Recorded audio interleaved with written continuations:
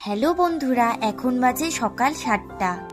এত সকালে কোথায় গেছিলাম সেটাই তোমাদের সাথে শেয়ার করব। দেখো, এখানে টোটোতে উঠে পড়েছি।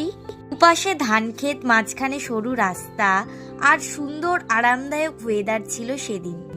অনেকেই হয়তো বুঝতে পেরেছো যে কোথায় এসেছি। তো আমি এসেছি স্নানের মেলায়। তো এখানে আমি স্নান সেরে আমি আর রাজ রেডি হয়ে গেছি।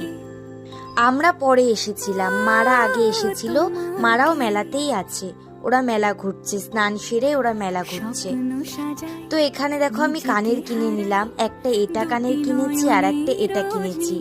তারপর আমি এখান থেকে বাতাসা নিয়ে তারপর মন্দিরে গিয়ে পুজোটা সেরে নিই। দেখো, এই জায়গায় এটা হলো মা ভাগ্নি দেবী। তো রাজ প্রণাম করে নিল। মেলায় মোটামুটি ভালোই ভিড় ছিল, কিন্তু অন্যবারের তুলনায় এবার একটু কম লোক হয়েছিল। তারপর দেখো, মা মেজমারা এখানে খাচ্ছিল।